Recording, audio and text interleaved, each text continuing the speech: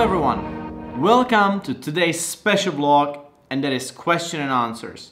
Thank you very much for asking, commenting on Instagram, Facebook, YouTube and Twitter. That's where we collected our questions. Patrick, go ahead. Yes. So the first question is from Suki Susanti. I hope I'm pronouncing that right. And that is, what would you do when you're old and retired from racing?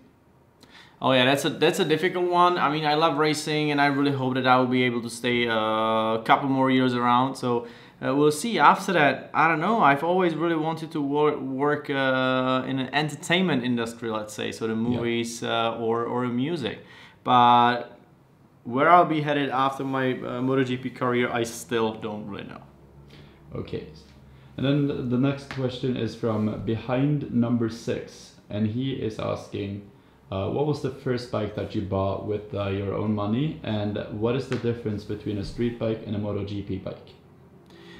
So the first bike that I bought with my own money, it was either the scooter, a little scooter Aprilia RS50, or the real bike, well, MV Agusta Brutale, I think that was. Oh, yeah. MV Agusta Brutale when I was 21. That was the real bike, the first real bike that I bought. And sorry, the second question? The second question was, what is the difference between a street bike and a MotoGP bike? Yeah, the street bike and the MotoGP bike, obviously there is a big difference, especially because it's not, the MotoGP bike is a lot stiffer. When you open the throttle, it like kicks you. It has really a lot of power. But on the other hand, you might have noticed in the previous vlog that I just got my new Ducati Panigale V4S, and that bike is just so powerful.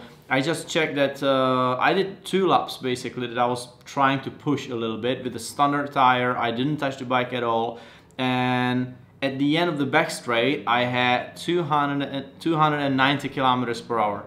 Just to give you an example, on a MotoGP bike, I do 310 kilometers per hour. So the difference is really little. Yeah, that is pretty good from the Panigale. That's really amazing. Yeah. And I think nowadays the regular street bikes are getting a lot closer to the racing bikes. Well, next question is from Vicky Prasna, and she is asking about your number 17. Like, where did it originate from, and the backstory behind it?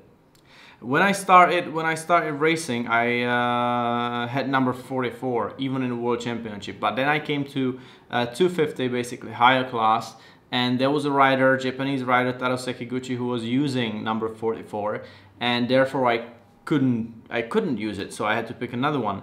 So I like number 7, but I think De Angelis was at the time using number 7, so I couldn't have number 7. So then, yeah, I was thinking about it and I chose 17, and accidentally it was really a coincidence. I was 17 years old when it happened. So yeah, that's why 17. And she's also wondering, what is your favorite food? I like plenty of food. I mean, I like our Czech cuisine. I'm really a fan of it, obviously, because I was born here and I've lived here for most of my life. But I like worldwide cuisine, you know. I like Italian, I like Asian cuisine, I like South American cuisine, you know. I think every cuisine has something really special and really nice, and something that I'm really looking forward to get to the country to get to eat that thing. So yeah, every cuisine is special for me. Yeah. And then we got a question from Anoop_MM93, and he is wondering about your pre-race rituals, like if you have anything in particular that you do before the race, and if there's something that you consider that grants you like luck before the race. Yes, I'm trying not to, because if you have any rituals, then it makes you feel real bad or real strange if you don't follow them exactly, or if something happens, you know. So I don't really have any rituals. I think there is a drill or a regime that I always do before the race, and there is the way I get dressed, there is the way I put the gloves on and a helmet on, but this is not really a ritual or something. It's just because I'm used to do it that way. So like right glove first, second is the left, you know, things like this. I actually, you know what, I can't even tell you now if I'm putting first the right or the left glove. I don't know. But when I do it, I always do it the same way. Yeah, I don't know if you know the feeling, but you know? yeah, that's the way I do it, and I'm used to it. All right. And then we got a lot of questions I from... really don't know if I put first right or left. I don't know. Go ahead. Yeah, okay. A lot of people actually ask the same question, but the one that I have here is just from Ibada 46, and they were wondering, what is your favorite circuit? Oh yeah, there has been quite a few circuits around the world that I've ridden and I loved. Okay, let's forget about Brno because that's obvious, right? Yeah. But a part of it, I really liked Laguna Seca, which has been unfortunately cancelled, and we don't get to go there anymore. And from the recent calendar that we have this year, my favorite place probably would be Phillip Island. It's really nice. It's a nice place. The island is beautiful. People are nice, and the track is just spectacular. So that's my favorite place. Sounds good. And then from Liv BR, we got a question that says, do you watch any TV series? And if so, what is your favorite one?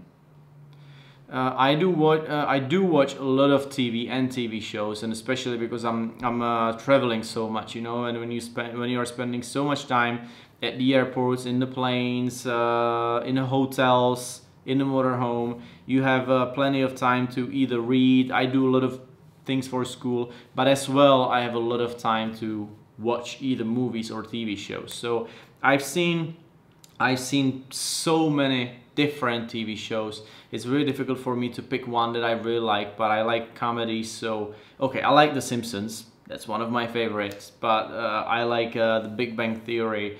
I really liked How I Met Your Mother.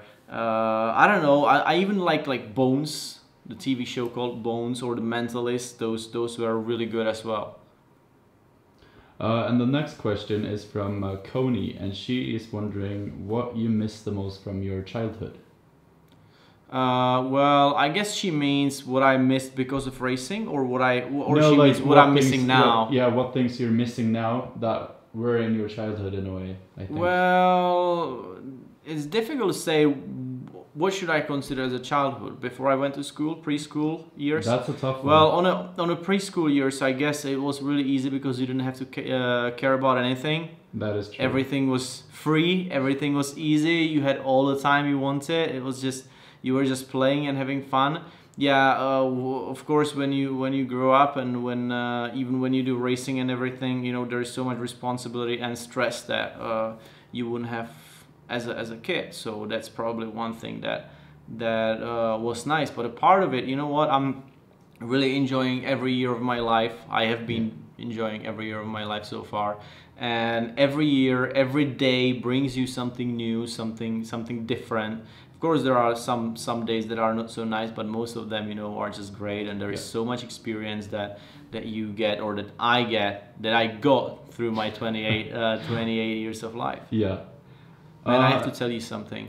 What? That microphone, when you are behind it, it looks like your nose is just really like Pinocchio, like really huge nose. Like this? Yeah, I gotta take a picture later on. In effect, wait. In this angle? Wait.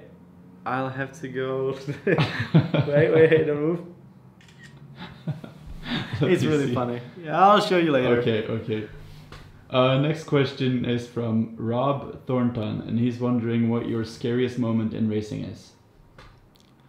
Well, the scariest moments are when you are approaching the corner and you know something's going wrong, and you know at the speed when you are pushing and when you are really trying to be fast, it's difficult then to well, you have to make the corner somehow, and you know it's not gonna work. That's really scary. But one of my nightmares, and it actually happened a couple of times, and it actually in the last vlog you have seen that I was on Supermoto, and it did happen to me over there. Oh really? Is going on a straight, full throttle on, hitting the brake, and there is no brake at all. It happened to me a couple of times on a MotoGP bike, or a couple, like 2 times. Once I had a really bad crash in Japan a couple of years ago. And this is really, really scary, you know, because that bike can ride up to 350 kilometers per hour, and when you hit the brake, you really need it. Yeah. And when you hit it and there is nothing. It happened to me this year in Argentina. That's why in the race I lost so much. Yeah, and there are multiple reasons for it. Either, you know, when the bike shakes, the pads, the braking pads would get apart further. When you hit the brake, there's nothing, you have to pump it up basically. So that's one reason. One time happened to me that the brake disc, there was something wrong with it, and it flew away. Oh wow! So I had the no brakes at all. Oh no, sorry, not disc, the pad. Oh yeah. But as you are mentioning the disc, it happened to me in my first or second year of racing in German Championship in Oschersleben, I think it was.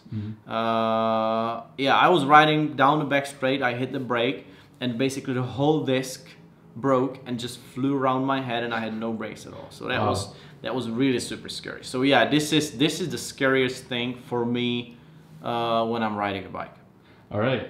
And then from Handsome Rob 25, he's wondering how you sort of go by becoming a mechanic, a technician, or a crew member of a MotoGP team. If there is like any school to go, or if there's like any set path to do that. No, I can't say that there is a certain path how to approach that. You know, I think it's just if you love bikes, if you like being a mechanic or whatever job you're applying for, then you should be just around, get your job done, get your contacts, get some friends, you know, and get in touch with the teams.